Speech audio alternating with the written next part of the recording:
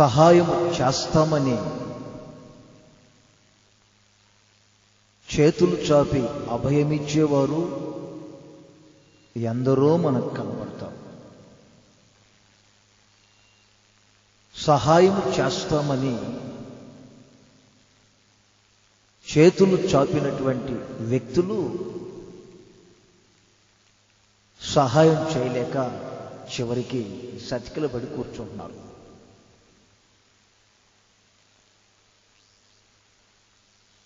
కానీ ప్రభు చెప్తున్నారు ఈరోజు మీతో, నీకు సహాయం చేయువాడను నేనే.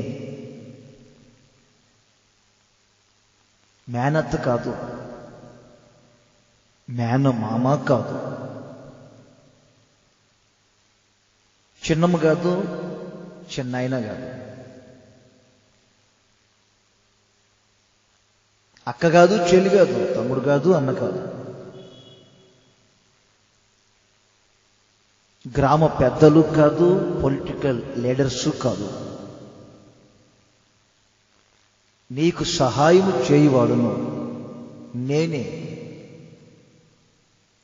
అందులోనే ఇంకొక 2 మాటలు నాకు బాగా హత్తుకుపోయినాయి, చదువుతాను. 13 నీ దేవుడునైనా యెహోవానగు నేను భయపడకుము, నేను నీకు సహాయము చేసేదని చెప్పుచూ నీ కుడి చేతిని పట్టుకొనుచున్నాను. ఏడి ఫిలిప్,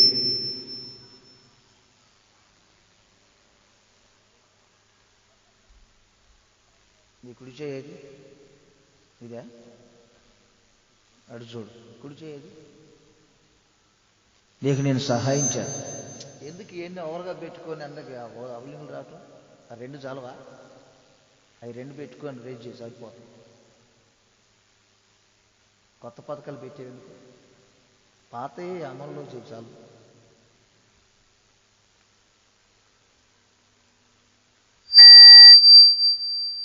డౌటా? నీకు నేను సహాయం చేస్తాను, హామీ ఇస్తున్నాను. నీకు నేను సహాయం చేస్తానని నీకు హామీ ఇస్తున్నాను.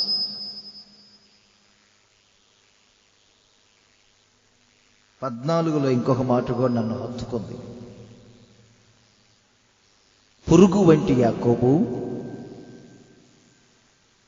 స్వల్ప జనమగు ఇజ్రాయేలు, భయపడకుడి,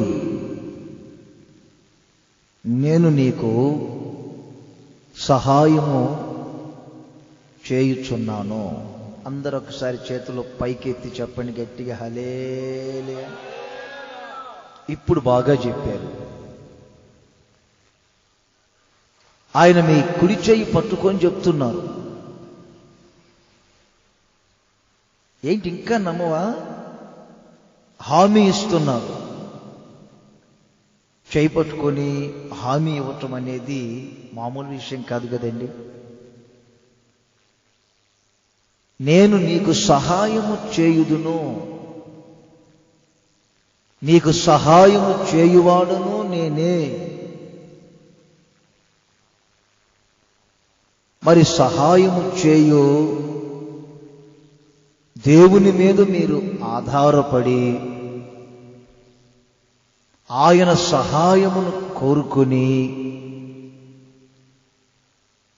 ఆయన సహాయము ద్వారా మీకు లభించే ఆ ఆశీర్వాదాలన్నీ అనుభవిస్తున్నారా? లేక మనుషుల యొక్క సహాయాల కొరకు ప్రాకులాడుతూ ఉన్నారా? మీకు సంగతి చెప్తా వినండి. ఈ భూమి మీద మనుషుల సహాయాలన్నీ వ్యర్థం. రాజుల 2వ గ్రంథంలో 6:22 వాక్యాన్ని నేను చదివాను. ఆ ఊరిలో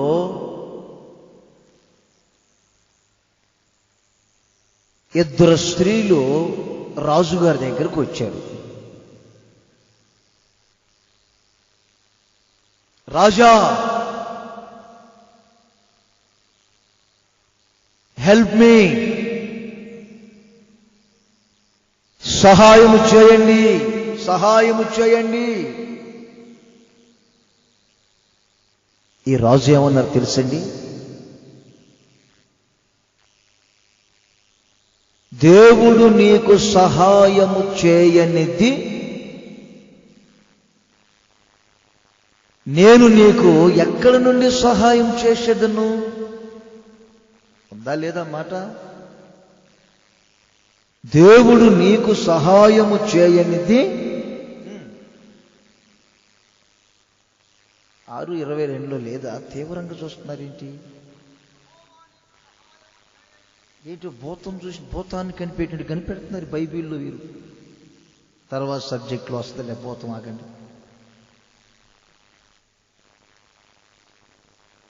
బైబిల్లో వాక్యం చూడకుండా భూతాన్ని చూసినట్టు చూస్తున్నారేంటి?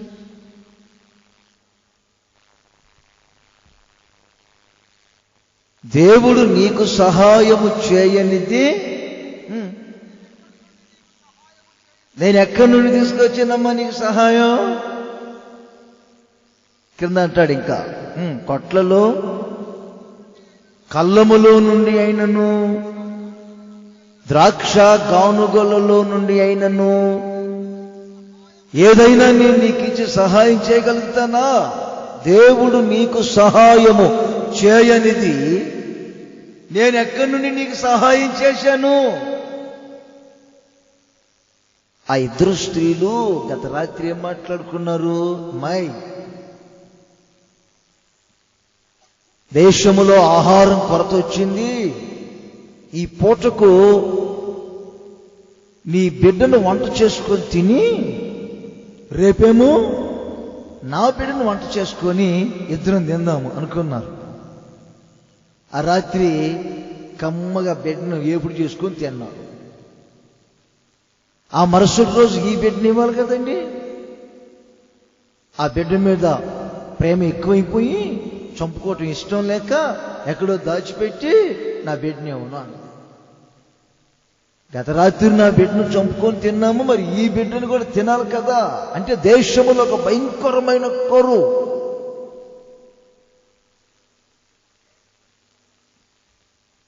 ఆ రాజ్యాన్ని పరిపాలన చేస్తున్న రాజే అంటారు, ఈ కరువుని నేను ఎలా తొలగించగలుగుతాను, నేను నీకు ఎలా సహాయం చేయగలుగుతాను? దేవుని ప్రజలారా, ఈ రోజుల్లో కూడా మన రాష్ట్రం అంతా అదే పరిస్థితుల్లో ఉంది. మీరు గమనిస్తున్నారో లేదో? గ్రామాలు మొదలుకొని మండలాలు, జిల్లాలు, ఈ రోజున రాష్ట్రం అంతా సహాయం చేయండి, సహాయం చేయండి, సహాయం చేయండి అని రాష్ట్రమంతా అడుగుతూ ఉంటే చివరికి గ్రామాలను పరిపాలన చేస్తున్న పెద్దలు మొదలుకొని కేంద్రం వరకు సహాయం చేయలేక చేతులు పైకెత్తుతున్నారే కానీ మనిషికి కావలసినటువంటి ఒక సమృద్ధి సహకారాలు అందించలేకపోతా ఉన్నారు. ఈ మొదటి రాత్రి సభలో నా ప్రభు అయిన యేసు క్రీస్తు మీకు సహాయము చేయు దేవుడుగా ప్రత్యక్షపరచబడుతూ ఉన్నారు. ఆయన నీకు సహాయము చేయునుగాక, ఆయన నీకు సహాయము చేయునుగాక.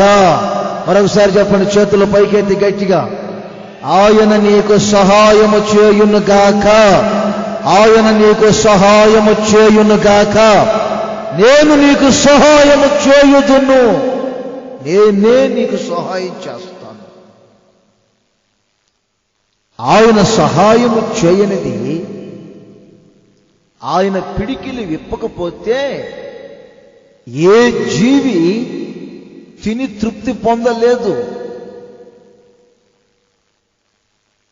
సింహపు పిల్లలు సహితం ఆయన చేతిలో నుండి ఆహారాన్ని పొందుకొని వాటి ఆకలి తీర్చుకోవాలని దేవునికి మొరపెడుతూ ఉన్నాయి.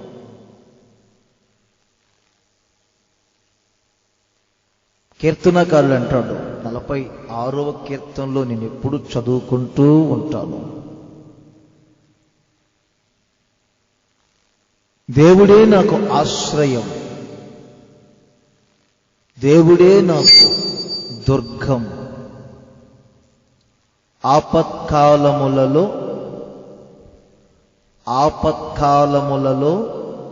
మీరందరూ వాడతారు ఆ మాట, ఆపత్కాలములలో నమ్ముకొనదగిన సహాయకుడు.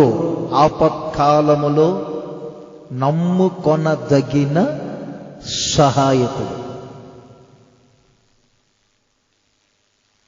నా సహాయకుడా అని మీరు ఆయన్ని రోజు అడిగితే నీకు ఆయన సమృద్ధి సహకారాలు అందించబోతూ ఉన్నారు. హెల్పింగ్ నేచర్ అయింది, సహాయం చేసే హస్తాలు.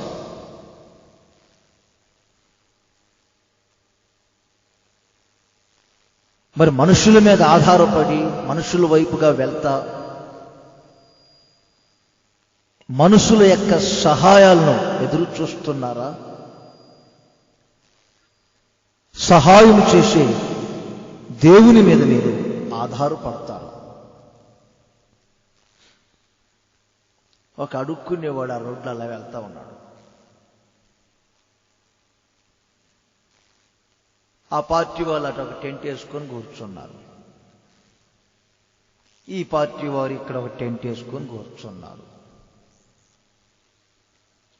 భిక్షాం భిక్షాం అని అడిగాడు. ఆ టెంట్ కింద కూర్చున్నవారు అంటారు, రేయ్ అడుక్కునేవాడా, నువ్వు ఎవరి పార్టీ అని అడిగారు. వాడు చెప్పక మునిపే ఈ టెంట్ కింద కూర్చున్నవారు అంటారు, రేయ్ ఎవరి పార్టీ అని. వారేమో అటు అడుగుతున్నారు, ఎవరి పార్టీ, వీరేమి ఇటు అడుగుతున్నారు, ఎవరి పార్టీ అని. వాడు అటు ఇటు ఇటు అటు చూసి ఏం చేయాలో అర్థం కాక, చూడండి, అటు కాసేపు చూశాడు, ఇటు కాసేపు చూశాడు, అటు కట్టే కాసేపు చూశాడు, ఇటు కట్టే కాసేపు చూసి అంటాడు, నాకు బాగా ఆకలి అవుతుంది, ఇప్పుడు నాకు అంత అన్నం ఎవరు పెడతారో నేను వారి పార్టీ. అటు చూశాడు, ఇటు చూశాడు. అందుకే దావీదు మరొక మాట అంటాడండి, చాలా చక్కని మాట. కొండల తట్టు నేను కన్నులెత్తున్నాను, నాకు సహాయం ఎక్కడి నుండి వస్తుంది? 101వ కీర్తనలో చక్కని మాట, చాలాసార్లు చదువుకుని ఉంటారు మీరు. నాకు సహాయం ఎక్కడి నుండి వస్తుంది? నాకు సహాయము చేయు దేవుని వైపే నా కన్నులెత్తి చూచుచున్నాను. చేతుల పైకే చెప్పండి గట్టిగా, హల్లెలూయా. ఇంకోసారి చెప్పాలి గట్టిగాను, నాకు సహాయము చేయు. ఇంకొక మాట అంటాడు, భూమి ఆకాశములను సృజించిన నా దేవుని వలనే నాకు సహాయము కలుగును. కొంతమంది కొండల్లాగా కనపడతారు మనుషులు, కొండల్లాగా. నేనున్నాను కదా బాయ్ నీకెందుకో అంటాడు, నేనున్నానుగా అంటాడు, రే నేనున్నాను కదరా ఏషై అని అన్నాడు ఒక రాజకీయ నాయకుడు. కొండంత అన్న ఉన్నాడు కదా అని చెప్పి వేసేసాడు. అంటే వేసేటువంటి చంపేయటం. పోలీసు వాళ్ళు తీసుకెళ్ళి తిన్నగా జైల్లో పెట్టారు. అక్కడికి వెళ్ళిన తర్వాత కూడా వీడు అనుకుంటాడు, అన్నాడు కొండంత అన్నం, కొండంత. ఈ పొలిటికల్ లీడర్ గారు అంటే రాజకీయ నాయకుడు ఆయన రోజు ఆయన పని మీద పోలీస్ స్టేషన్కి రావటం వెళ్ళటం, వచ్చినప్పుడంతా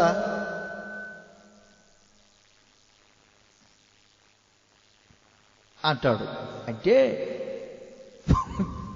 నువ్వు వేసేరా నేను చూసుకుంటాను కదా, చూస్తున్నా.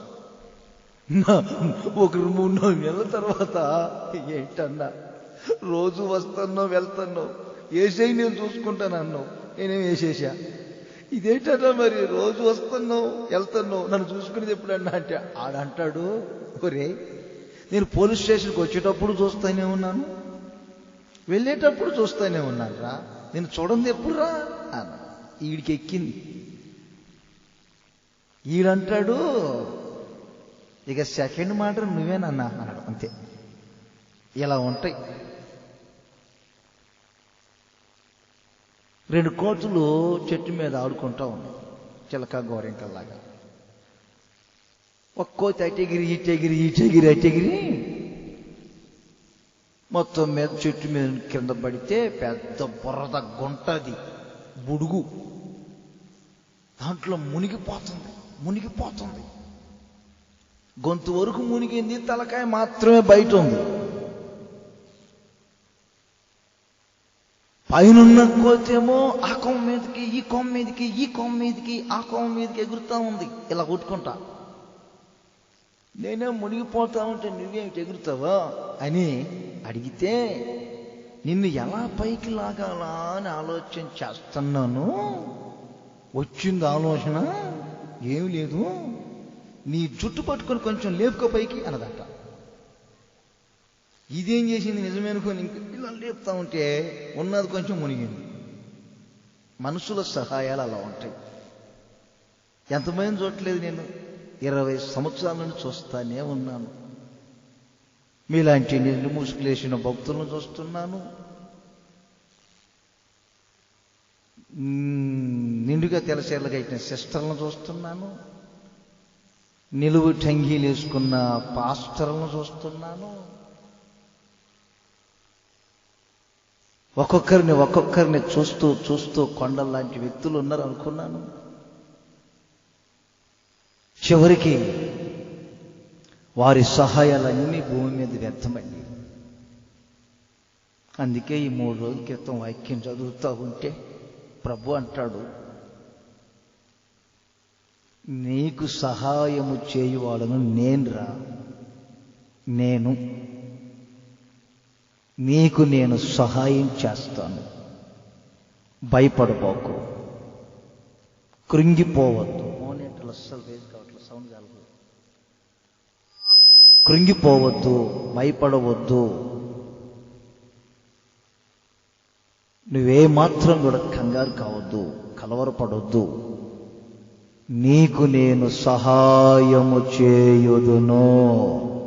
మరొకసారి అందరి చేతులు ఊపుతూ చెప్పండి గట్టిగా, నేను నీకు సహాయము చేస్తాను, భయపడబోకు, నేను నీకు తోడై ఉన్నాను, నీతో చెప్పి ఉన్నాను, నేను నీ దేవుడను, దిగులు పడబోకు, నేను నిన్ను బలపరుతును, నేను నిన్ను ధైర్యపరుస్తాను. ఆయన చేసే సహాయం ఏమిటో ఒక కొత్త కోణంలో మీతో చెప్తాను, వినండి. చాలాసార్లు నేను సహాయాల గురించి చెప్పాను, కానీ ఈ వాక్యం ద్వారా నేను ధ్యానిస్తూ ఉంటే ఒక కొత్త కోణంలో ప్రభువు నాకు కొన్ని మాటలు చెప్పారు, అది మీకు చెప్తాను. ఏది సహాయం అంటే ఏంటి? ఆ పూట కొనుక్కోవడానికి బియ్యం లేవు, ఒక మానకి బియ్యం ఎక్క, అదే సహాయం. కొత్త సినిమా వచ్చింది, అల్లుడింటికో అత్తారింటికో అది వచ్చింది కదా. సినిమా చూడత్త ఒక 10 రూపాయలు ఏంటి, 10 రూపాయలు తీసుకోవటమా? సహాయం అంటే ఏంటి? అంతా లైన్లోనే ఉన్నట్టుంది, బాగా క్యాచ్ చేస్తున్నారు, లోకంలో ఉన్నారు కదా, తప్పదు మరి. ఈ మధ్య నేను ఒకడు ప్రార్థన చేస్తుంటే, ప్రార్థన చేయన్నా వెళ్ళొస్తాను, నేను అన్నాను ఊరుకోవద్దు, ఎక్కడికి రాదా, నేను అత్తారింటికి అన్నాడు. అత్తారింటికి ఏంటంటే నీకు పెళ్ళే కాలేదు కదా అన్నా. అత్త కదన్నా, సినిమా వచ్చిందండి ఇది అన్నాడు. అప్పుడు తెలిసింది నాకు ఈ అత్త ఏంటో కోళ్ళు ఏంటో, నాకు తెలవదు. వాడు ప్రార్థన చేయించుకుని అత్తారింటికి వెళ్తానట. ఈ దరిద్రుడు, ఈ కేసులన్నీ నాకే తగలాలా? Praise the lord. ఒక దేశంలో దేవుని ఆరాధన చేసుకున్నటువంటి కొంతమంది ప్రజలు ఉన్నారండి. ఆ దేశంలోనే దేవుని ఎరగని ప్రజలు ఉన్నారు. ఆ రాజ్యాన్ని పరిపాలన చేస్తున్న రాజుగారు తన క్రింద ఒక సూపర్వైజర్ లాగా ఒక వ్యక్తిని పెట్టుకొని సకల హక్కులన్నీ ఆ వ్యక్తికి అప్పగించి దేశ ప్రజల యొక్క సుఖక్షేమాలన్నీ గమనించుకోమని చెప్పాడు.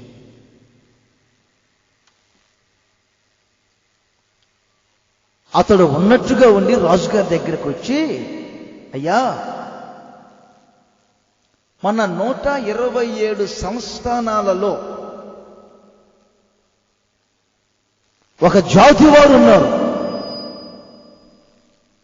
వారే యూదులు, ఇజ్రాయేలీలు, క్రైస్తవులు అనబడుతున్న వ్యక్తులు.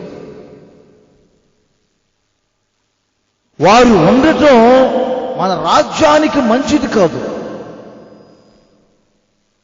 వారి వలన మన రాజకీయానికే కానీ, పరిపాలనకే కానీ, మన దేశానికే నష్టం కలిగే పరిస్థితులు వచ్చేటట్లుగా ఉన్నాయి నాకు.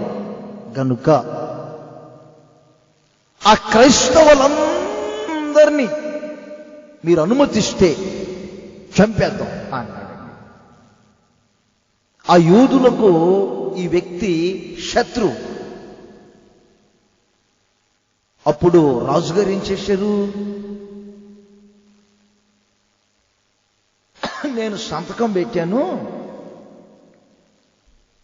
ఈ పత్రం మీద ఏమి రాస్తావో రాసుకొని నీకు ఏది ఇష్టమో ఏది మంచిదో గమనించి ఆ ప్రజలను చంపమన్నారు. రాజుగారు సైన్ చేసి పత్రం ఇస్తే ఆ పైన మ్యాటర్ ఏమని రాశాడు తెలుసా? ఈడు ఫలానా రోజుకి యూదుల మొత్తాన్ని ఒక్కసారి చంపండి, ఎక్కడ కనబడిన యూదులు, చిన్నలు గాని, పెద్దలు గాని, వృద్ధులు గాని, పిల్లలు గాని, వారి వంశమే ఉండకూడదు. ఈ 127 సంస్థానాలలో వారిని మొత్తాన్ని చంపండి. తాకీదులు పంపించారు. పత్రం బాగా వినాలి, పత్రం అంతా పంపించారండి. పత్రాలు ప్రతి రాజ్యములో, ప్రతి పట్టణములో ఈ పత్రాన్ని, అంటే ఈ శాసనాన్ని చదువుతున్నారు. యూదులు గడగడగడగడలాడుతున్నారు. అయ్యో, పలానా రోజుకి మేము చనిపోవాలన్నా, రాజుగారు సంతకం పెట్టి మమ్మల్ని చంపమంటున్నారు ఏమిటి, ఇప్పుడు మేమేం చేయాలని ప్రాణాన్ని పిడికెలలో పట్టుకొని కన్నీరు కరుస్తూ ఉన్నారండి. భార్యాభర్తలు, వృద్ధులు, పిల్లలు అందరూ చనిపోవాలా మనమంతా, రాజుగారు ఏంటి సంతకం పెట్టి మమ్మల్ని చంపమన్నారు అని. అసలు సంగతి ఏంటంటే, ఈ వంశంలోని ఒక వ్యక్తి ఉన్నాడు. అతని పేరు మొర్దెకై. ఈ వ్యక్తికి వంగి నమస్కారాలు చేసి దండాలు పెట్టలేదని ఇంత పెతకం అల్లాడు. ఈ మొర్దెకై ఏం చేశాడంటే, వారి వంశములోనే ఒక అమ్మాయి అంతకు ముందు ఎవరైనా అయింది. ఆ అమ్మాయి పేరే ఎస్తేరు. ఆ అమ్మాయికి ఒక చిన్న ఉత్తరం పంపించాడు. అమ్మాయి, ఏదైనా కొంచెం మనోళ్ళకు సహాయం చేయమ్మా, రాజుగారితో మాట్లాడి నీ జాతి వారందరూ ఇప్పుడు మరణ దినాలను లెక్క పెట్టుకుంటూ ఉన్నారు. ఏ క్షణం ఏమవుతుందో తెలియదు. కొంచెం సహాయం చేయి, రాజుగారితో మాట్లాడు అని అడిగాడు. ఈ అమ్మాయి ఏమన్నా తెలుసా? ఆయన గారు పిలవకుండా నేను ఆయన దగ్గరకు వెళ్ళానంటే అలా వెళ్ళిన ఏ ఒక్కరు కూడా సజీవంగా తిరిగి రాలేదు. మీ బలవంతం వల్ల ఇప్పుడు నేను రాజుగారి దగ్గరికి వెళ్ళానంటే నేను జామాలి, నా వల్ల కాదు అని చేతులెత్తింది.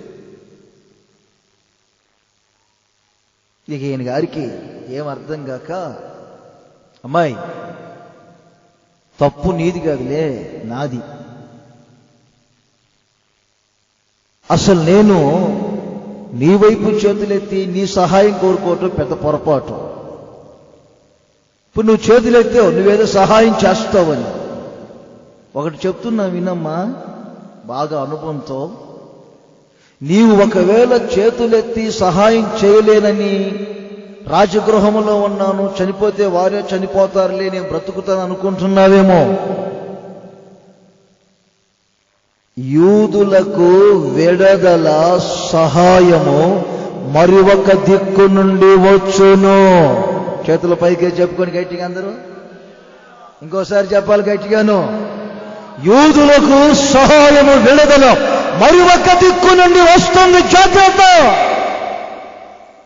ఆ ఎస్తేరు గ్రంథంలో 4:14 ఈ వాక్యం రాయబడి ఉందండి. ఈ సమయమందు నువ్వు ఏం మాట్లాడకుండా మౌనంగా ఉండవచ్చు. యూదులకు సహాయమును విడుదలను మరొక దిక్కు నుండి వచ్చును. 3:13 ఉంది. పెద్దలనేమి, చిన్నలనేమి, శిశువులనేమి, వృద్ధులనేమి, యవనస్తులనేమి మొత్తాన్ని చంపండి అనే ఒక శాసనం.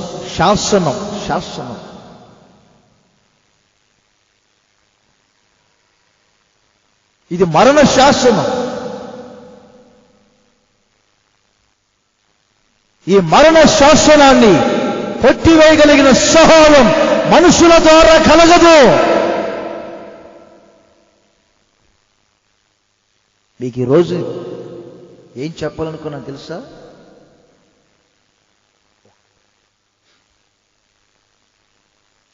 ఈయన గారికి ఒక పత్రం ఇచ్చి పంపించారు రాజుగారు. చుట్టయ్యా పట్టుకో. ఈ పత్రంలో ఏమన్నా తెలుసా? ఒక సైనికుడికి ఇచ్చి ఒక రాజుగారు ఆయనకే ఇచ్చి పంపించారు. యుద్ధంలో ఉన్న సేనాధిపతికి ఈ పత్రం అని. ఈ పత్రం తీసుకొని వచ్చి సేనాధిపతికి ఇచ్చాడు. సేనాధిపతి చదువుకోగానే ఆ సేనాధిపతి చదువుతున్నప్పుడు అక్కడ ఏమని రాయబడింది తెలుసా? నువ్వు చదివిన వెంటనే ఈ పత్రం విషయం నువ్వు చంపాను. నీ చావు నీ చేతిలో పట్టుకొని వెళ్తున్నావు పనికి మానవుడా.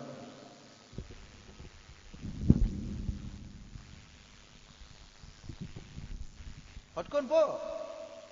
ఈ పత్రంలో ఏముందంటే నీ చావు నీ చేతిలోనే ఉంది. అది చూశారా? ప్రతి వారు ఏదో ఒక కాదు, ప్రతి వారి మీద ఒక పత్రం, ఒక శాసనం రాయబడింది. అది మరణ శాసనం. ఇప్పుడు ఈ మరణ శాసనం రద్దుపరచబడాలి. ఇప్పుడు ఈ మరణ శాసనం కొట్టివేయబడాలి. ఈ మరణ శాసనం ఇప్పుడు నిరర్ధకం కావాలి. ఈ మరణ శాసనం రద్దుపరచగలిగిన సహాయం ఎవరి నుండి కలుగుతుంది? ఈ మరణ శాసనం కొట్టివేయగలిగిన సహాయం ఎవరి నుండి కలుగుతుంది? నేను మొదటే చెప్తున్నా, మనకి బియ్యం అంటే ఇచ్చే సహాయాలు దొరుకుతాయి. మీకు 100 రూపాయలు బదులు అడిగితే ఇచ్చే సహాయాలు దొరుకుతాయి. పేరుపాలెం వెళ్ళి రావాలి, కొంచెం బండి ఇవ్వమంటే బండి ఇస్తారు. పెళ్లికి వెళ్తున్నాను అమ్మా, నీకు కొంచెం గొలుసు ఏమో, బంగారపు గొలుసు, వెళ్ళి వచ్చిన తర్వాత ఇస్తానంటే ఇస్తారా? ఏం ఇబ్బంది లేదు. ఏమన్నారా? ఆ సహాయాలు ఎవరైనా చేస్తారు. గొలుసులేని సహాయం చేస్తారు, చీరలేని చేస్తారు, చెప్పులేని చేస్తారు, అన్ని చేస్తారు సహాయాలు. ఫిలిసిబుల్కి వెళ్తున్నాను రేపు చొక్కా కూడా ఇస్తారు. ఈ సహాయాలు మామూలే. కానీ ఇప్పుడు యేసయ్య ద్వారా కలిగే సహాయం ఏమిటో తెలుసా మీకు? మీ మీద ఉన్న మరణ శాసనాన్ని ఆయన కొట్టివేయును. చప్పట్లు కొట్టాలి గట్టిగా, అందరూ గట్టిగా, ఇంకా కొంచెం గట్టిగా.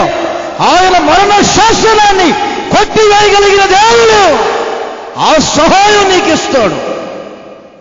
మరణ శాసనాన్ని కొట్టివేయగలిగిన రద్దుపరచగలిగిన సహాయం నా ప్రభువైన యేసుక్రీస్తు నీ జీవితంలో చేయను. కొలస్సీ పత్రికలో 2వ అధ్యాయం 15వ వాక్యములో ఏమని వ్రాయబడింది తెలుసండి? ఆ 15వ వాక్యములో ఉన్నది త్వరగా చదవగలుగుతారా? లేవు నన్ను చదువుకోమంటారా? నువ్వు అడ్డం లేవు, నువ్వు అడ్డం ఇట్రా, నీకు నాకు మధ్యలో ఇది అడ్డం ఉంది, ఇక్కడ నిలబడు. సాటును కూర్చున్నారు. రండిరా సాటును, అంత బయటికి రండి.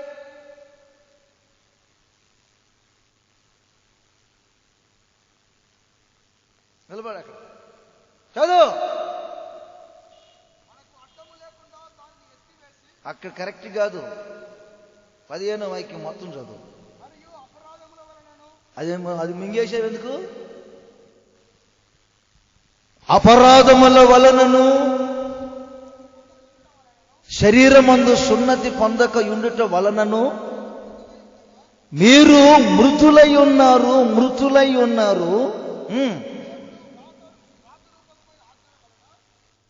దేవుడు వ్రాత రూపకమైనటువంటి ఆజ్ఞల వలన, చూడండి, మన మీద రుణముగాను మనకు విరోధముగాను ఉన్న పత్రము అంటే మరణ శాసనము. ఆ మరణ శాసనాన్ని ఆయన ఏం చేశారు? మేకులతో సిలువకు కొట్టి దాని మీద ఉన్నటువంటి మరణపు చేవ్రాతను తుడిచి వేసి మనకు అడ్డము లేకుండా దానిని ఎత్తి మన అపరాధములన్నిటినీ క్షమించి ఆయనతో కూడా మనల్ని జీవింపచేసెను. గట్టిగా చెప్పాలి హల్లెలూయా అని. ఇంకా కొంచెం గట్టిగా చెప్పాలి, లూజ్గా చెప్తే కుదరదు. ఆ చేవ్రాతను తుడిచి వేశాడు. ఒక ఉదాహరణ చెప్తే వినండి. మొన్నటి వరకు ఆ జైల్లో ఉన్నటువంటి వారు, పేరంటే ఏమనుకోబాకండి, జగన్ గారు బయటకు వస్తారో లేదో, చేస్తారో లేదని చెప్పి భయం అందరికీ. ఒక్కసారి ఆ కేసులు ఏమి లేవని చెప్పి వారికి బెయిల్ ఇచ్చి బయటికి తీసుకొచ్చేసరికి ఆ రోజు ప్రజల యొక్క సంబరాలు చెప్తున్నా. ఫర్ ఎగ్జాంపుల్, వారు జైల్లో నుండి బయటకు వచ్చారనగానే న్యూస్లో ఏమని తెలుసా? న్యాయం గెలిచింది, ధర్మం పలికింది కదా. అందరు లైన్లోనే ఉన్నారుగా. వారు జైల్లో నుండి బయటకు వచ్చారనేసరికి ఎంత సంతోషం, ఎంత ఆనందం ప్రజలకి, వారి వర్గం వారికి. కొంతమందికి ఒకవేళ ఉన్నా, మీరు వర్గం, మీరు ప్రతిపక్ష పోలు ఉంటే ఏమనుకోబాకండి, వారి వర్గం వారికి ఎందుకు వచ్చింది కూడా నాకు, వారి వర్గం వారికి ఎంత సంతోషం కదా. అలాగే మరి ఇప్పుడు మీ మీద ఇప్పుడు ఒక ఎదురా పత్రం మీద ఏమని రాయబడింది? ఫిలిప్పు పలానా రోజుకు చస్తావు, అది నీ మీద రాయబడిన పత్రం. మరణ శాసనం ఇది, పట్టుకో జాగ్రత్త, ఇది మరణ శాసనం, చదువుకో చావు అంతే. నీ చేతిలో ఉన్న పత్రాన్ని యోవాబుకి ఇవ్వాలి, యోవాబేమో ఇప్పుడు నిన్ను చంపేయాలి. ఇది ఎక్కడ న్యాయం బాబు? నీ చావు నీ చేతిలోనే పెట్టుకొని వెళ్తాను. ఒక్కసారి ఎప్పటి చదివినట్టయితే యుద్ధంలోకి వెళ్ళాడు కాదు, తిన్నగా వెళ్ళేవాడే భార్య దగ్గర. తెలవక పాపం ఆయనకి ఇచ్చి, ఇదిగా చదువు అయ్యా, చదువు, అసలు చదివి లోపలే ఉందిరా, నేను చంపను. కానీ నా ప్రభు యేసుక్రీస్తు ఏం చేస్తే తెలుసా? అక్షరాలది, మరణశాసనపు అక్షరాలది, వ్రాత రూపకమైనటువంటి ఆజ్ఞల గల ఈ మన మీద రుణముగాను మనకు విరోధముగాను ఉన్న ఈ మరణ పత్రాన్ని, శాసనాన్ని, దాని మీద ఉన్నటువంటి అక్షరాలన్నిటిని ఆయన తుడిచి వేసి నీ మీద ఉన్నటువంటి మరణ శాసనాన్ని, మరణాన్ని ఆయన కొట్టివేసినాడు. దేవునికి స్తోత్రం కలుగునుగాక. హల్లెలూయా, హల్లెలూయా. నీ మీద నీకు మరణ శాసనం లేదు. అది నా ప్రభు అయిన యేసుక్రీస్తు నీకు చేసే సహాయం.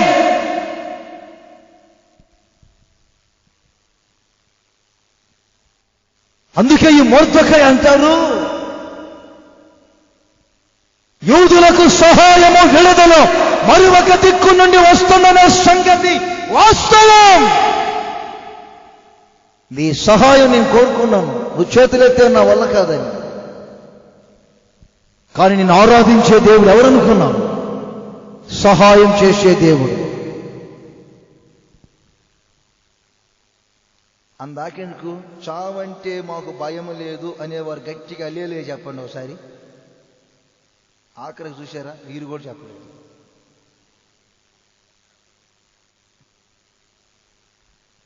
ఒకసారి ధైర్యం చేసి చెప్పండి, చావంటే మాకు భయం లేదని వారు గట్టిగా అల్లేలే చెప్పండి. అయిపోగానే ఇప్పుడు మిమ్మల్ని పంపిస్తా ఇక్కడి నుండి. ఎక్కడికి? సమాధుల దొడ్డికి. చూసి రమ్మని వెళ్ళి రావాలి. ఇప్పుడు మరి భయం లేదన్నారు కాబట్టి ఒకడున్నాడు, నాకు తెలుసుకున్నాడు. దేవుడు అంటే భయం లేదు, దయ్యం అంటే భయం లేదు అంటాడు. దయ్యమా ఎక్కడుంది? పిలవండి, పిలవండి, ఇప్పుడు టిఫిన్ పెడతాడు. దయ్యానికి టిఫిన్ పెడతానంటాడు. ఇప్పుడే టీ ఇస్తా, కాఫీ ఇస్తానంటాడు. దయ్యానికి టీ ఇచ్చి టిఫిన్ ఇచ్చి అంత మనగాడు. శుభ్రంగా వెళ్ళి ఆ చిత్రంపురం వస్తున్నాడు తూర్పుతాల. ఆ పక్కన ఒక చోట సమాధుల దొడ్డి ఉంది, మీకు తెలుసో లేదు. ఆ సమాధుల దొడ్డి మీద, సమాధి మీద ఒకడు కూర్చోన్నాడు. వీడు భయం లేనివాడు, రావద్దు వాడు దారినవాడు. ఆ సమాధి మీద కూర్చున్నామని పలకరించాడు. ఏంటి మిడ్ నైట్లో ఇక్కడ కూర్చున్నామని. ఆడు సమాధానం బాగానే చెప్పాడు. నీకెందుకయ్యా, నీ దారి నువ్వు వెళ్ళరాదు, బుధవారం మార్కెట్ చేసుకున్నావు, వెళ్ళు శుభ్రంగా అన్నాడు. అది కాదు, ఈ అర్ధరాత్రి ఎందుకు కూర్చున్నట్టు సమాధి మీద చెప్పు అంటాడు. 4 సార్లు చెప్పినా వాడు వినట్లేదని చెప్పాల్సిందేనా? చెప్పవయ్యా. సమాధిలో ఉండి ఉండి ఉండి ఉండి చెమట పోస్తా ఉంటే కాస్త బయటకు వచ్చానులే గాలి పీల్చుకుందామని అనడు. ఆ మాట అని అనకు మునిపి చూస్తే ఇక అక్కడ లేడు. కట్ట తెగిన చెరువు ఎలా ఉంటుంది తెలుసా మీకు? ఒకసారి చూడండి. అలా అయిపోయింది జీవితం. అంటే భయం భయం భయం. దైవజనుడైన పౌలు కూడా రోమాపత్రిక 7:24 అంటాడు. ఏమని? ఇట్టి మరణమునకు లోనగుచున్న ఈ శరీరము నుండి నన్ను ఎవరు విడిపిస్తారు? నన్ను ఎవరు విడిపించును? మరణం అనేది ఒక ఉరి శిక్ష లాంటిది. మన శరీరాలన్నీ మరణానికి లోనగుతూ ఉన్నాయి. నేను అనుకుంటున్నారు వయసు పెరుగుతూ ఉందని. నేనంటాను ఆయుస్సు తరుగుతూ ఉంది. ఒక్కొక్క రోజు వయసు పెరుగుతూ ఉంటే అమ్మాయి పెరుగుతుంది, అబ్బాయి పెరుగుతాడు. దేవుని దృష్టిలో తగ్గుతూ ఉంది వయస్సు. ఆ లెక్క మీకు తెలిస్తే ఉన్న వయసు ఉన్నట్టుగానే ఉంటే మంచిది అంటారు. బర్త్డేలు కూడా చేసుకోరు. ఎందుకు వచ్చిన గొడవ? వయసు పెరగటం ఎందుకు, ఆయుష్ తగ్గటం ఎందుకని కదా. మరణానికి లోనగుచున్న ఈ శరీరమును నన్ను ఎవరు విడిపిస్తారు? అదొక మరణ శిక్ష. 8వ అధ్యాయం 1వ వాక్యములోని ఈ దైవజనుడైన పౌలే చెప్తారు యేసు క్రీస్తుని గూర్చి బోధ.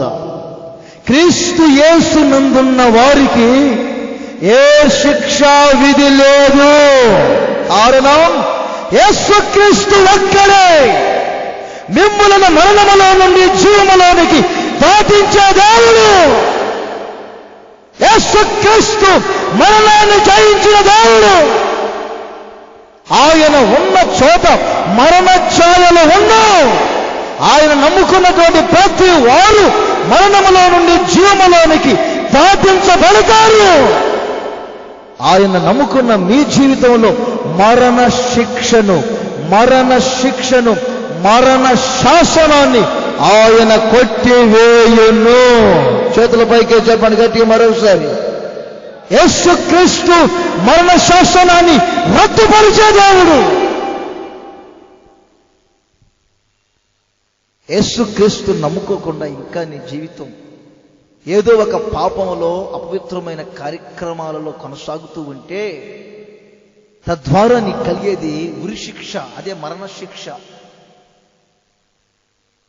ఉరిశిక్ష అంటే ఏమీ లేదు, నీ తలకి నల్ల బట్టోడు కప్పుతారు, తర్వాత తాడు పెడతారు. నేను అండమాన్ జైలుకి వెళ్ళాను.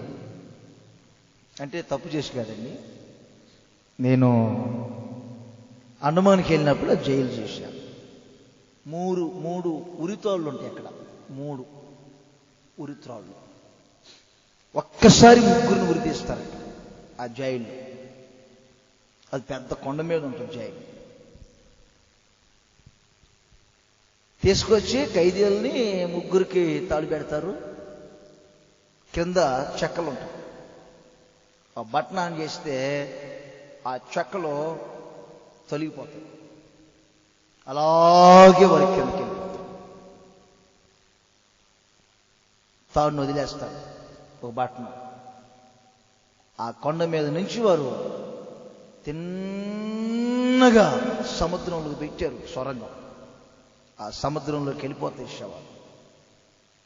చేపలు తేయాల్సింది, ఆ శవాలు కనబడవే. అండమాన్ జైలు పడుతుంది. సాతాను ఏదో ఒక పాపం చేయించి నీ మీద ఉరిశిక్షను పెడతాడు, హామాను వలె. ఈ హామాను కూడా యూదులందరికీ ఉరిశిక్ష పెట్టాడు, మరణశిక్ష, మరణ శాసనాన్ని రాశాడు. దేవుడు మరణం ఇవ్వలేదు, మరణాన్ని ఇచ్చింది పాపం. మొదటిగా దేవుడు మనుషులు సృజించిన తర్వాత ఎన్నో ఆశీర్వాదాలు కలగచేశారు, కానీ రోగము, మరణము, వృద్ధాప్యము ఇవన్నీ ఏమి ఇవ్వలేదు. ఆజ్ఞ అతిక్రమించి పాపం చేసి పాపము ద్వారా రోగాలు తెచ్చుకున్నారు, ఆయుష్ తగ్గిపోయింది, వృద్ధాప్యం పెరుగుతూ ఉంది, మరణ శిక్షను తెచ్చుకున్నారు. మరి ఆ మరణ శిక్షను కొట్టివేసేది ఎవరు? ఆ సహాయం ఎవరి ద్వారా కలుగుతుంది? ఎవరో సహాయాన్ని మీకు ఇచ్చేది? ఆ అమ్మాయిని చూడండి, తెలిసి తెలియక ఒక పాపం చేసింది. పాపం చేసిన వ్యక్తిని సమాజం అంటుంది రాళ్లతో కొట్టి చంపండి అని. సబ్జెక్ట్ యేసయ్య వరకు వచ్చింది. యేసయ్య దగ్గరకు వచ్చిన ఆ వ్యక్తి మనుషుల ద్వారా కలిగే ఆ మరణ శిక్ష నుండి తప్పించబడింది. అయ్యా, ఎవరు నాకు శిక్ష విధింపలేదు, మరి నీవు? నేను నీకు ఏ శిక్ష విధింపనమ్మా. కారణం, మరణ శిక్షను మనుషు నుండి విడిపించగలిగిన సహాయం నా ప్రభు అయిన యేసుక్రీస్తు మీకు చేయును. దేవునికి స్తోత్రం కలుగునుగాక. ఇంకోసారి చెప్తారా గట్టిగా? ఏమండి, తాత్కాలికమైన సహాయాలు ఎవరైనా చేస్తారండి, వాటికే మీరు గొప్ప చెప్పుకుంటున్నారా? మా పక్కింటి పిన్ని ఎప్పుడు డబ్బులు అడిగితే అప్పుడు ఇచ్చిద్ది నాకు, నువ్వు ఇయ్యకపోతే ఇంటికి తాళం వేసిద్ది, లేదా సామాన్లు మొత్తం బయటేస్తుంది, లేదా నేను నిలబెట్టి బజార్లో పరువు తీస్తుంది. అవే సహాయాలు? నా ప్రభు అయిన యేసుక్రీస్తు చేసే సహాయం ఎలాంటిది? ఆ సంగతి తెలిసిన మొర్దెకై అంటాడు, నీ వలన నాకు సహాయం లాభం లేదు ఎస్తేరు. నేనేదో నువ్వు సహాయం చేస్తావు నేను అనుకున్నా కానీ ఏమి లాభం లేదు. యూదులకు సహాయము కలిగే దిక్కు ఒకటి ఉన్నది, ఆయనే నజరేయుడైన యేసు. ఆయన సహాయమే మరణ శాసనాన్ని రద్దుపరుస్తుంది. ఈ మొదటి రాత్రి సభలో నా ప్రభు అయిన యేసుక్రీస్తు సహాయము చేయు దేవుడిగా ప్రత్యక్షమయ్యారు. ఆయన సహాయము నీకు చేయునుగాక. ఈ సభ ద్వారా ఈ ప్రాంతంలో ఉన్న ప్రతి వారిలో మరణ ఛాయలు నిరర్థకం కాబోతూ ఉన్నాయి. మనిషి జీవములానికి దాటించబడుతూ ఉన్నారు. యేసు రక్తం ప్రతి వారి మీద ప్రోక్షించబడుతూ ఉన్నది. కారణం, పాపము లేని పరిశుద్ధుడు యేసుక్రీస్తు ఒక్కడే మనిషిని మరణములో నుండి జీవములోనికి దాటించగలిగిన శక్తి కలిగిన దేవుడు. దేవులలో ఒకడు కాదు. దేవుడు అనుటకు యోగ్యుడు, అర్హుడు, పరిశుద్ధుడు, చేతులెత్తి దండము పెట్టగల సుచరిత్ర కలిగిన దేవుడు. ఆయన పేరు నజరేయుడైన యేసు. రాయి కాదు, చెట్టు కాదు, మాట్లాడని మోగబొమ్మ కాదు. పిలిచినప్పుడు పలుకుతూ, ప్రక్కనే నిలుస్తూ, చేతులు చాచి ఆశీర్వదించగలిగిన సర్వశక్తి కలిగిన దేవుడు 2000 సంవత్సరాల క్రితం మన కొరకు ఈ లోకానికి వచ్చి 33.5 సంవత్సరాలు ఆయన సశరీరుడిగా సంచరించి అనేక అద్భుతాలు, మహత్కార్యాలు, సూచక క్రియలు, శక్తి కలిగిన కార్యాలు చేసి, గాయపరచబడి రక్తం కార్చి ఆయన మరణించి 3వ దినమున మృతులలో నుండి తిరిగి లేచిన సజీవుడైన దేవుడు. ఆయన పేరు నజరేయుడైన యేసు. యేసు యేసు. ఆయన చేసే సహాయం ఏమిటి తెలుసా? ఈరోజు చూడండి, మీలో క్రైస్తవులు చాలా మంది క్రైస్తవులుగా మారి ముసుగులు వేసుకొని బైబిల్ పట్టుకొని ఈ రోజున ఇలా కూర్చున్నారంటే ఆయన మీకు చేసిన సహాయం ఏమిటి తెలుసా? మీ మీద ఉన్న ఆ మరణ శాసనాన్ని ఆయన ఒక్కసారి కొట్టివేశారు. దేవునికి స్తోత్రం కలుగునుగాక. ఇంకోసారి చెప్పండి, చేతుల పైకి గట్టి. ఇన్నిసార్లు చెప్పమన్నాను, మీ పరిస్థితి చూసి అంటున్నాను. ఏం చేద్దాం మరి? మీకు నాకు ఉన్న అగ్రిమెంట్ ఇది. ఉదయం ప్రచండమైన వర్షం వచ్చింది భీమవరంలో. నాకెంత సంతోషం కలిగిందో.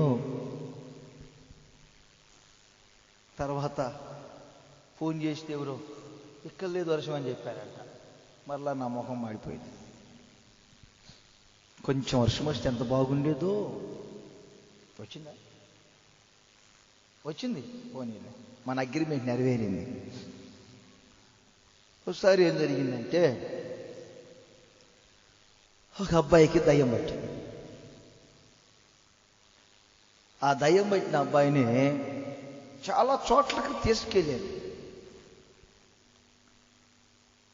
బాగు చేయమని అడిగారు. ఎక్కడ అంతరాలు కట్టించినా ఆ దయ్యం ఆయన్ని పోలేదు. అవనికి అదొక పిట్స్ వ్యాధిలాగా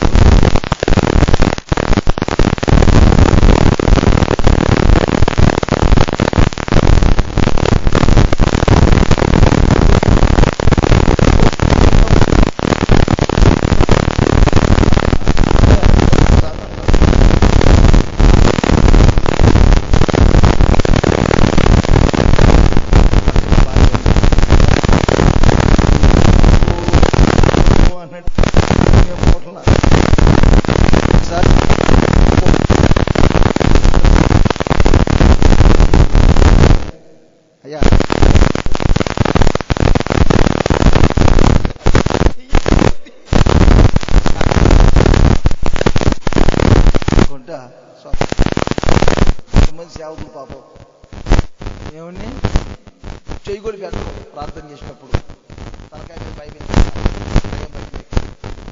మరి బాగుందా? ఏది బైబిల్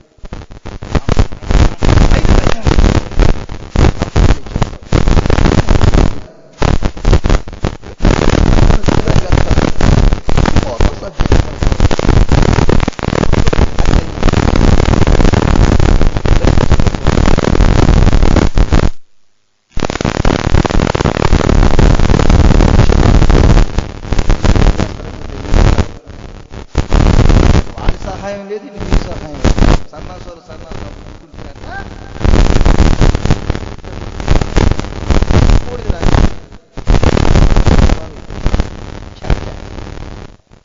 ఎందుకు చెప్పారు మన ఊరికి యేసు ప్రభు వస్తున్నారు ఈరోజు అని?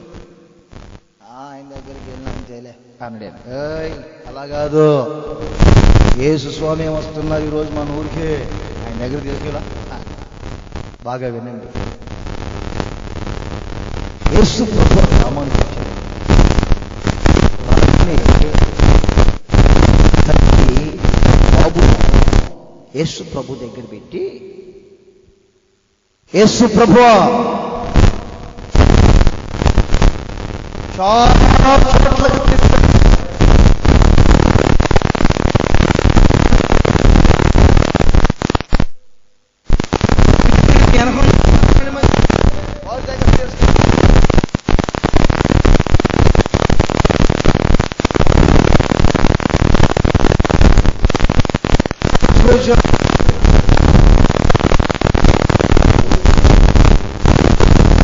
ఈ వ్యక్తిని నేను బాగు చేయుతున్నని నీవు నమ్ముతున్నావా?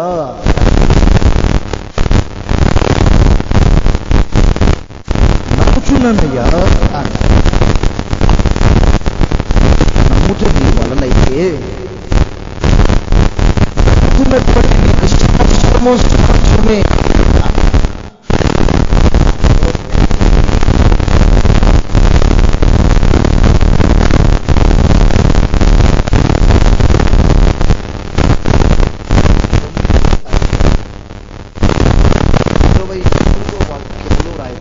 వెంటనే ఆ చిన్నవాని తండ్రి, నమ్ముచున్నాను, నాకు నమ్మకము ఉండకుండున్నట్లు హెల్ప్ మీ, సహాయం చేయి. ఇది నోట్ చేసుకోవాలి మీరు. నాకు అపనమ్మకము లేక అవిశ్వాసము, అల్ప విశ్వాసం రాకుండా నాకు సహాయం చేయండి.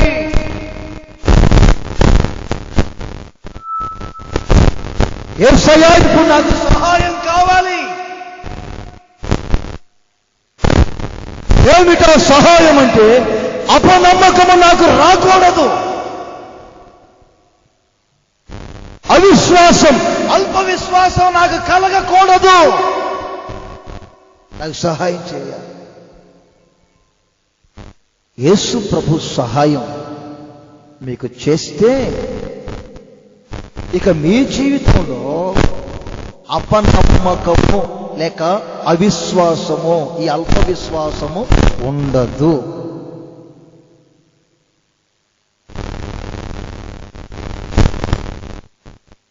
ఇప్పుడు మిమ్మల్ని అందరినీ నేను చూస్తున్నాను. అందరూ ఒకసారి చేతులు పైకి గట్టిగా లేలే చెప్పండి. సరే విశ్వాసం చెప్పండి.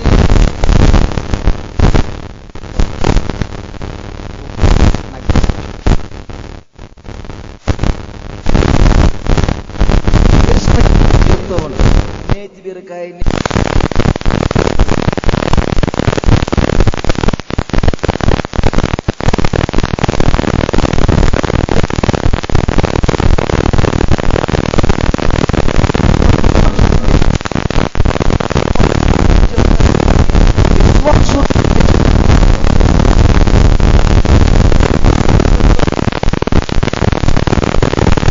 ప్రార్థనకే, కానీ ప్రార్థన ఉండదు.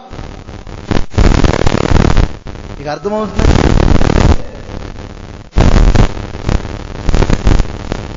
యేసుక్రీస్తును నమ్మాల్సింది ఒక నిండు విశ్వాసం. లోకములో ఉన్న మనుషులకు అనుమానాలు, సందేహాలు ఎక్కువ.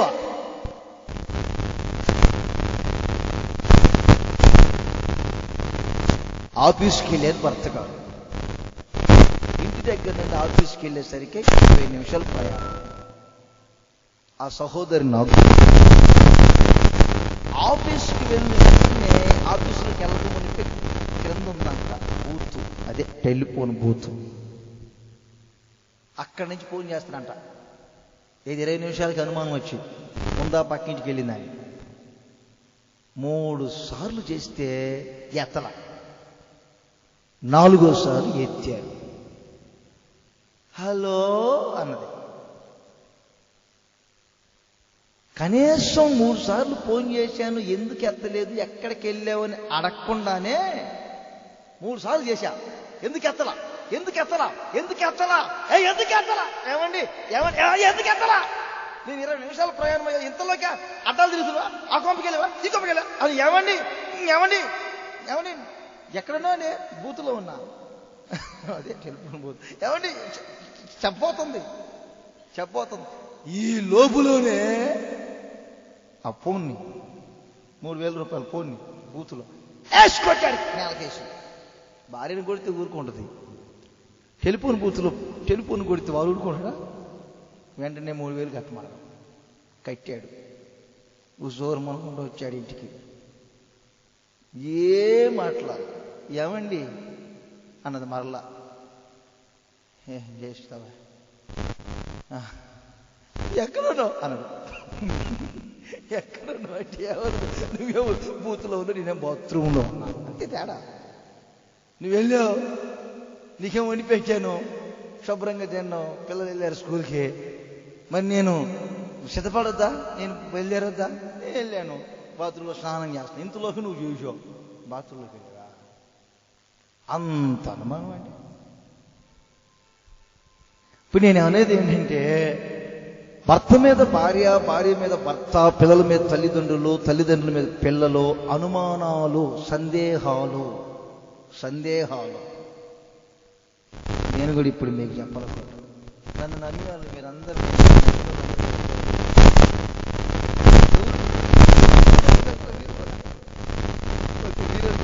నమ్మారా? దైవ సేవకులను నమ్మారా?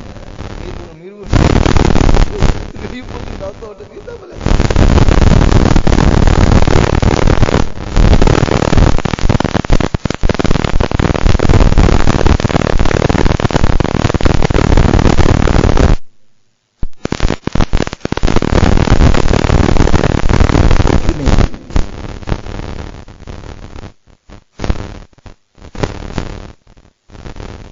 సహజం, ఒకరి మీద ఒకరికి లోకములో అనుమానాలు ఉండొచ్చు. 4 సంవత్సరాలు నాతో ఉన్న విశ్వాసులు, 2 సంవత్సరాలు నాతో తిరుగుతున్న సేవకులు, నా ద్వారా సేవలో వచ్చి ఇంతకాలం ఒక ఉన్నత స్థితికి వచ్చినా కానీ ఇంకా ఎక్కడో తలకాయ కొట్టుకుంటానే ఉంటారు. ఎక్కడో డౌట్ కొట్టేదేదో శుద్ధితో కొట్టుకుంటూ తలకాయ పగిలిపోయింది. ఇంకా అనుమాన సందేహాలు. ఈ సందేహము లేక ఈ అనుమానము, ఈ అవిశ్వాసము, ఈ అపనమ్మకం అనేది ఒక ప్రబలమైన నష్టానికి గురి చేసింది మనిషిని. బాగా వినాలి నా సహోదరులారా.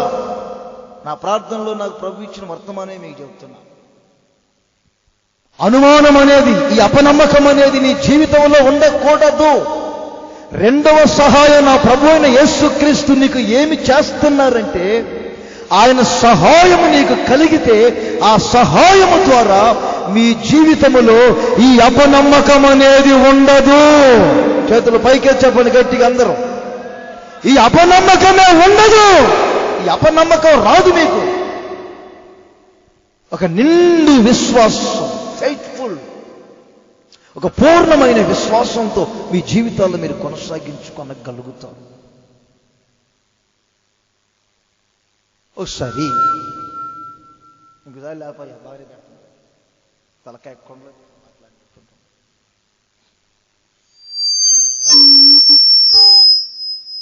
పుట్టించుబాకరా మెరుపులు.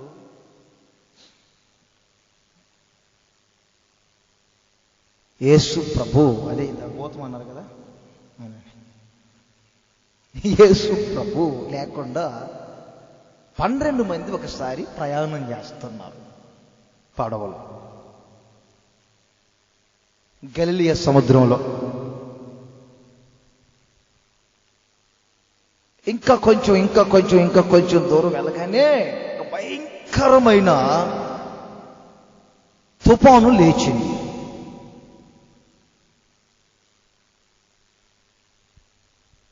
గాలులు విసురుతూ ఉన్నాయి. పడవ అటు ఇటు అటు ఇటు అటు ఇటు అటు ఇటు ఊగుతూ ఉంది. ఇక వీరు ఒకరిలో ఒకరు మాట్లాడుకుంటూ ఉన్నారు. ఏ రోజు యేసు ప్రభు లేకుండా మనం ప్రయాణం చేయలేదు కదా. మరి ఈ రోజేమో యేసు ప్రభు ఏం చెప్పారు? మీరు ముందు వెళ్ళండి, నేను వెనక వస్తానులే అన్నారు.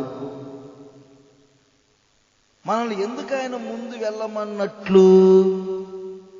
మనం ఇప్పుడు ముందు వెళ్తున్నందుకేనా ఇప్పుడు ఈ తుఫాను వచ్చింది? ఆయన ఉన్న రోజు ఏ రోజు తుఫాను రాలేదు, ఈ రోజే తుఫాను ఎందుకు వచ్చింది? ఈ గాలులు ఏమిటి? ఒక్కసారి సముద్రం అంతా ఉప్పొంగింది. మన పరిస్థితి ఏమిటని గడగడగడగడ వణుకుతా ఉన్నారు. ఆంద్రేయ, యోహాను, పేతురు, యాకోబు ఏం చేద్దాం అనుకుంటా ఉన్నారు. ఈ లోపల దూరము నుండి మన యేసయ్య, నజరేయుడు కదండి, ఆ నజరేయుడైన యేసయ్య నడి సముద్రం మీదలో నడిచి వస్తా ఉన్నాడు. ఆయన అలా దూరము నుండి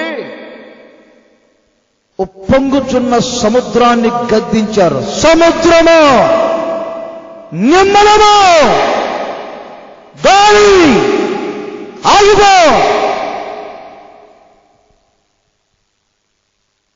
ఉప్పొంగిన సముద్రం ఒక్కసారి ఆగిపోయింది. విసిరే గాలులన్నీ నెమ్మది.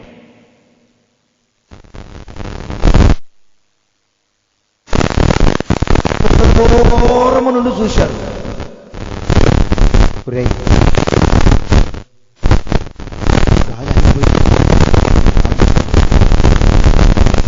ఈ రెండింటిని కూడా మనం అవసరమైతే ఎదుర్కోగలుగుతాం. జాలర్లో మనం తుఫాను వచ్చినా గాలి వచ్చినా కానీ పడవల్లో నుంచి దూకి ఏదో ఒక ట్యూబ్ వేసుకొని అద్దరికి వెళ్ళగలుగుతాం. కానీ మన ఎదురెవరు రాకపోతూ నిలబడింది. ఆయన మోసం కాదు, యేసు ప్రభు. చూశారండి, యేసు ప్రభువు వీరి కంటికి ఇప్పుడు పోతం లాగా. అందుకని ఇప్పుడు మీలో ఎవరైనా నన్ను దయ్యమన్నా కానీ నాకేమి ఇబ్బంది లేదు. వారు యేసు ప్రభుని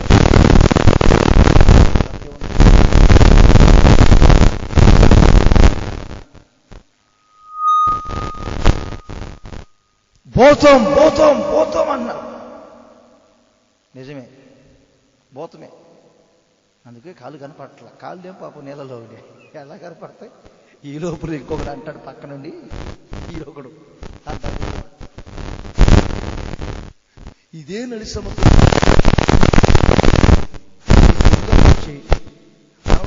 ఎవరో చచ్చి ఉంటారు. ఆరంతా తయారై తిరుగుంటారు అబ్బాయి సంవత్సరంలో. ఆరొస్తున్నారు అబ్బాయి అటు ఇంకొకడు వీడికి తెలిసినట్టు. పోతాం.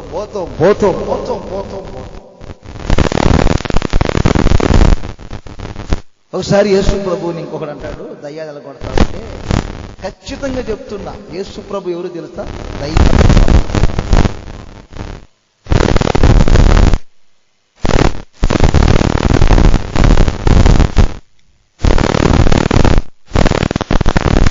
నేనయ్యా యేసును, నేను యేసును.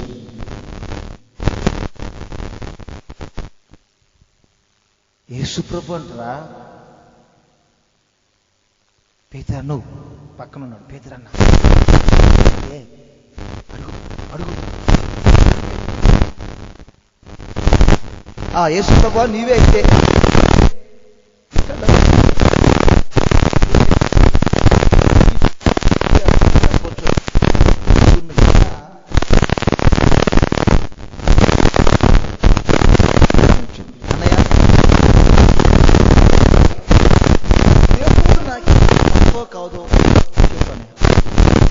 ఏది ముట్టుకున్న.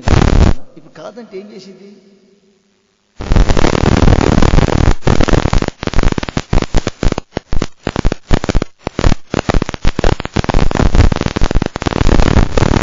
ఇంతకాలం యేసు ప్రభుతో ఉంటూ తిరుగుతూ నేనే అని చెప్పి సముద్రం నీవే అయితే సముద్రం మీద నడిచేటట్లు పేతురు, ఒక వ్యక్తి నా మాట మీద అడుగు ముందుకు వేస్తే ఆ వ్యక్తి పడడు, మునగడు. నీ విశ్వాసమే నడిపిస్తుంది. రా పేతురు, సముద్రం మీద నడిచిరా. 4 అడుగులే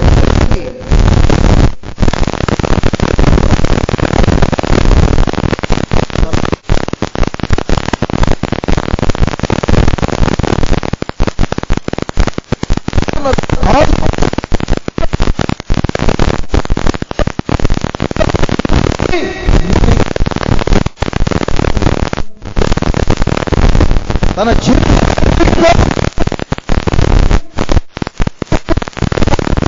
విశ్వాసం నీళ్ళ మీద నడిపి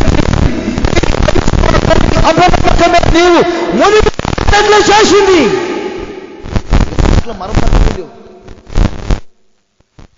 విశ్వాసాన్ని నడిపించింది, నీ అవిశ్వాసమే నిన్ను మునిగిపోయేటట్లు చేసింది. నీ జీవితంలో అపనమ్మకం అనేది ఏర్పడితే అది మీ కుటుంబమైన, నీ వ్యక్తిగత జీవితమైన, నీ ఆత్మీయ అనుభవమైన పేతురు వలె మునిగిపోక తప్పదు.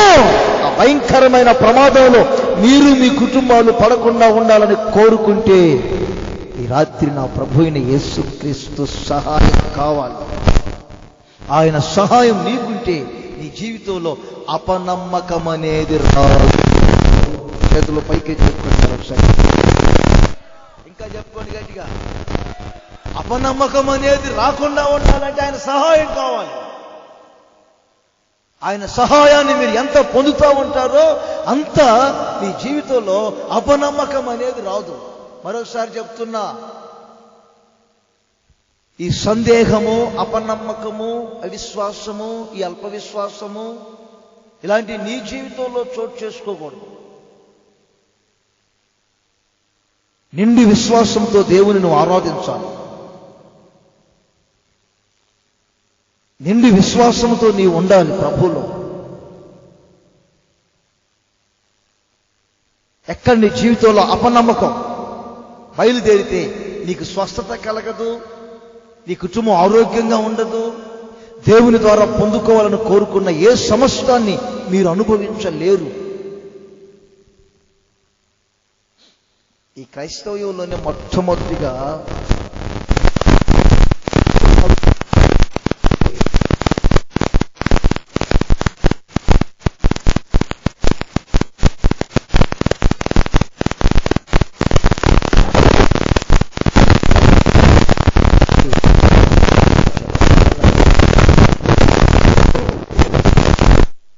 మన భారతదేశం గడ్డ మీద యేసు ప్రభువును వెంబడించినటువంటి వ్యక్తులలో ఒక వ్యక్తి ఇచ్చారు మొట్టమొదటిగా. ఆయన పేరే ఆ తోమను కూడా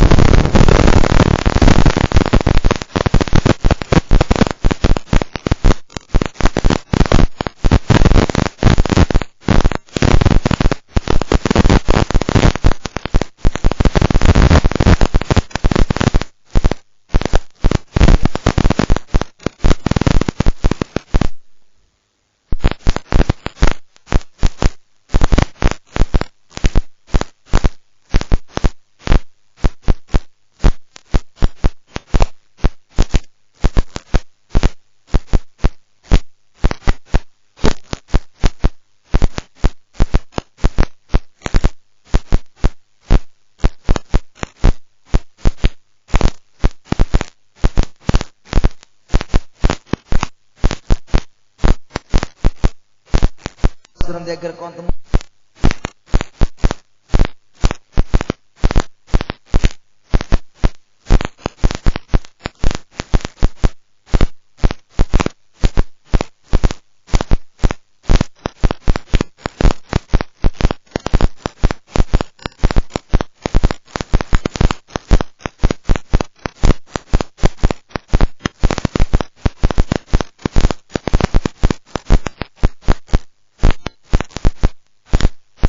నమ్మకాన్ని బట్టి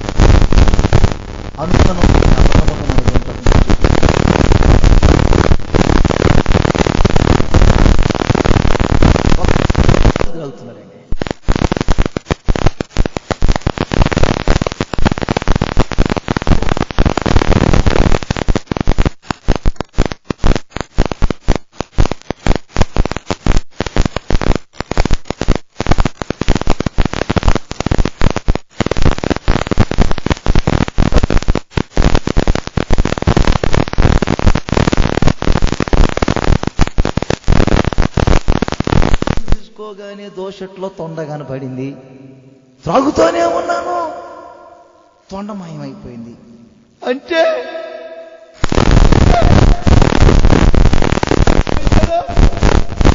ఎలా పెడతాడు?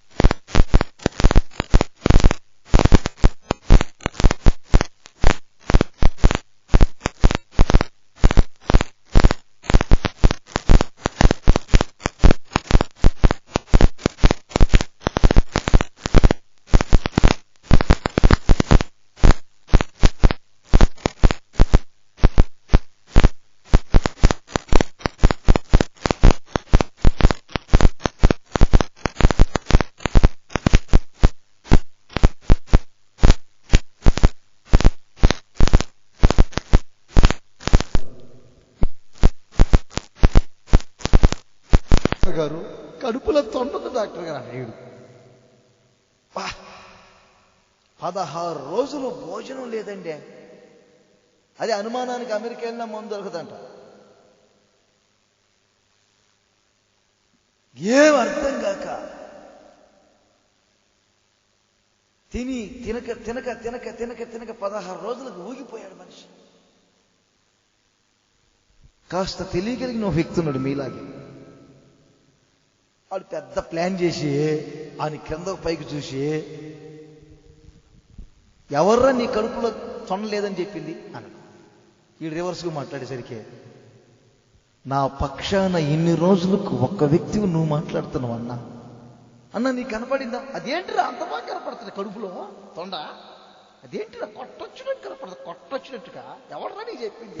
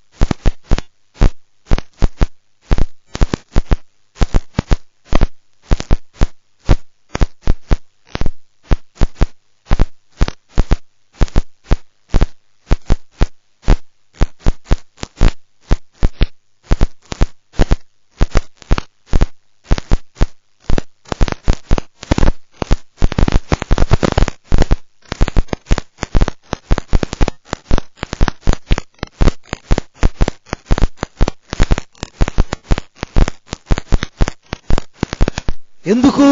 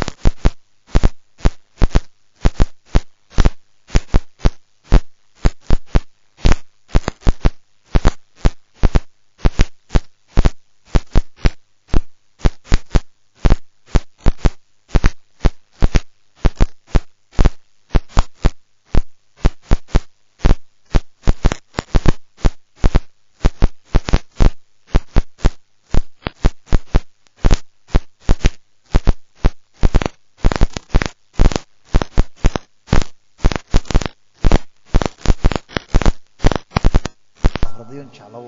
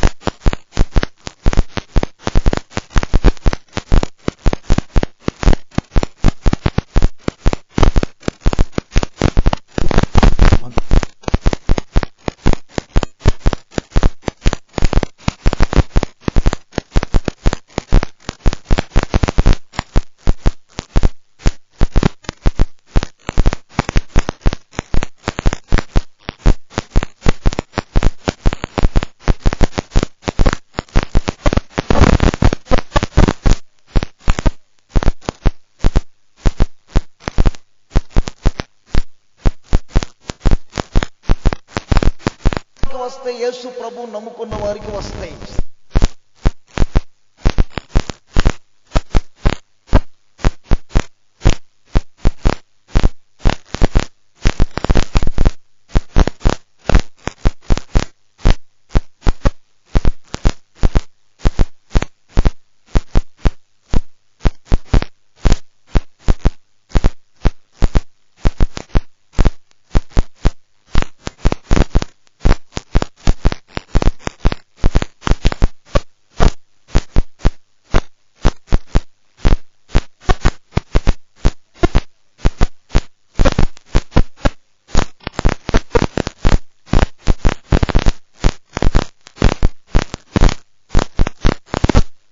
శ్రమలను సహించుకునే శక్తిని, ఆ శ్రమలన్నింటినీ భరించగలిగిన విశాల హృదయాన్ని, ఆ శ్రమలో తొందరపాటు లేకుండా, ఆ శ్రమలో ఎదుటి వ్యక్తుల్ని మిస్అండర్స్టాండింగ్ చేసుకోకూడదు.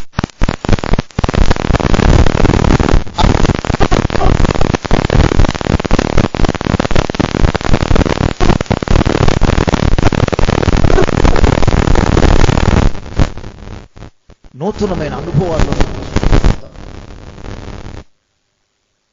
సముద్రంలో ఒక బండ ఉన్నప్పుడు ఆ బండ మీద అనేకమైన అలలు తాకుతూ ఉంటే ఆ బండలో ఉన్న గరుకుతనం పోయి ఆ అలల దెబ్బకు ఆ బండకు నునుపనం మోస్తుంది. అందుకే సహజంగా అనుభవం శ్రమలు అందరికీ వస్తున్నట్టు కానీ మీకు వస్తాయి. మొదటి పత్రిక 10:13 సాధారణంగా అందరికీ వస్తాయి. సాధారణంగా అందరికీ వస్తాయి. ఎమ్మెల్యే గారికి, ఎంపీ గారికి వస్తే ఎంపీ గారికి డబ్బులు వచ్చి వస్తాయి. తర్వాత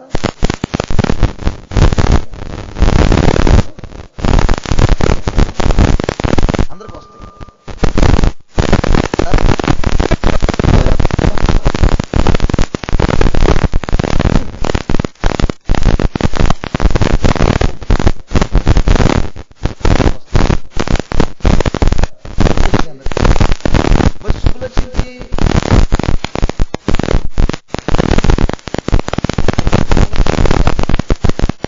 హడావుడిగా ఇంట్లో 4 డబ్బులు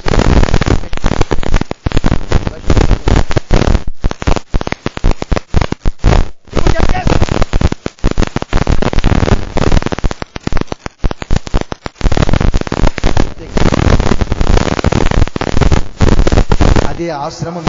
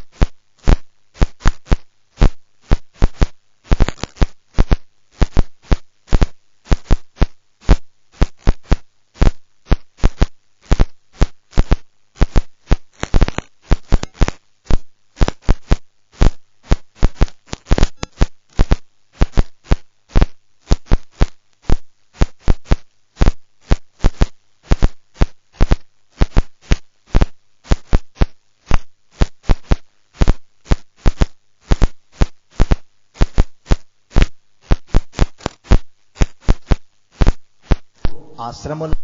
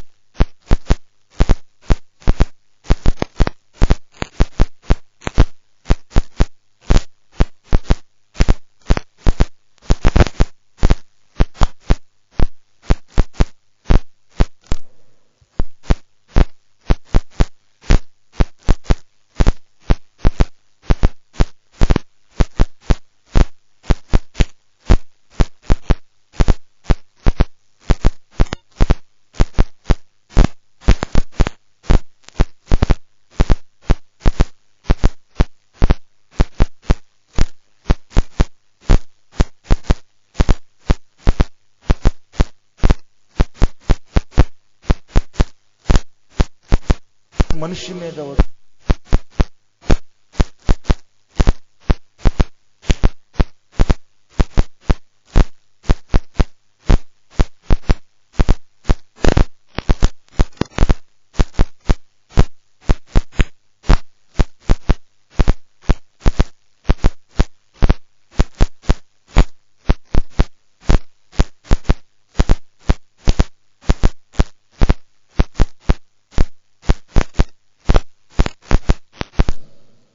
రెండవ సహాయం, అపనమ్మకం అనేది రాకుండా మీ జీవితాన్ని కాచుకొని విశ్రాంతిలో ప్రవేశింపచేస్తాడు.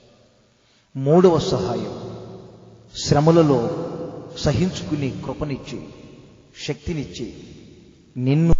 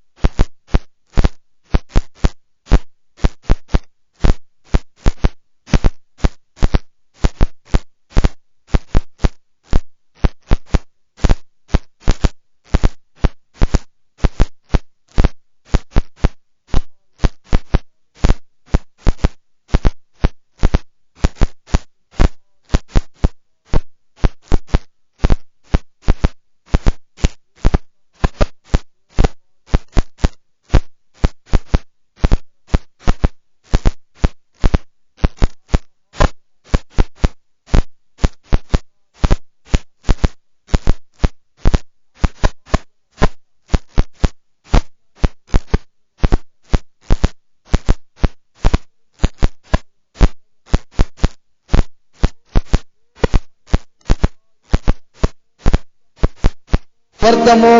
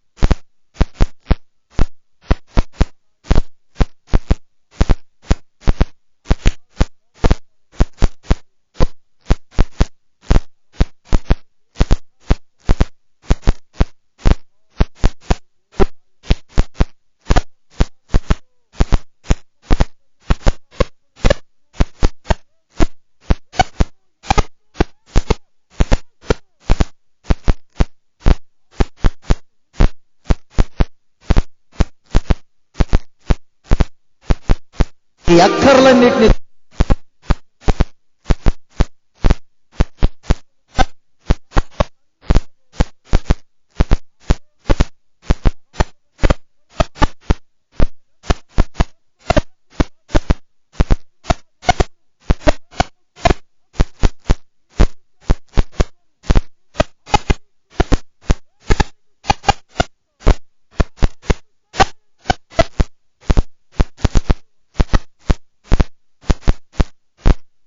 సహాయం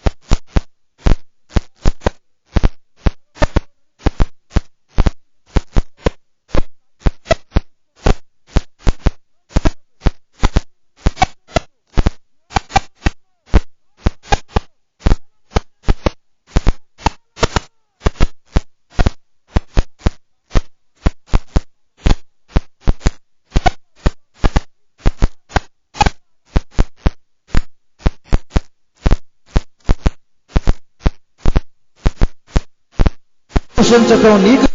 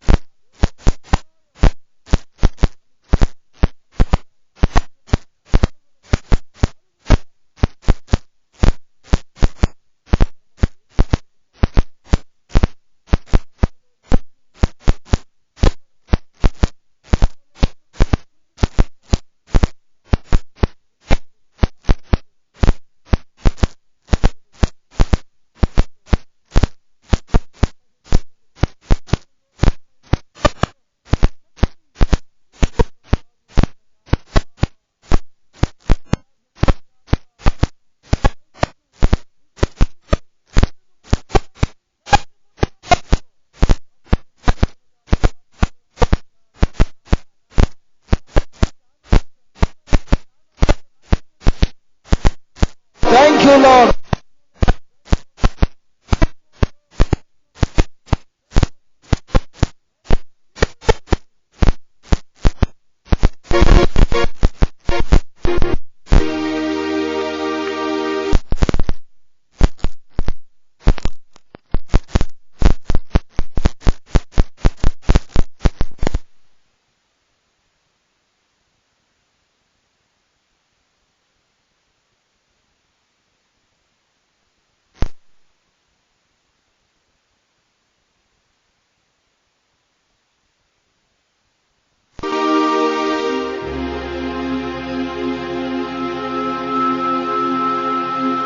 సర్వకృపా నిధివి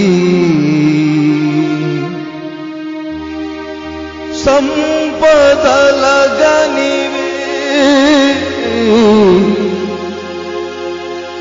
సకలము చేయగలనివై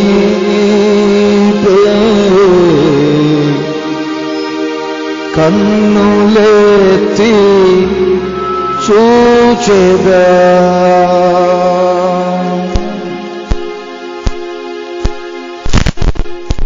కొండల వైపు నా కన్నులెత్తి కొదువతో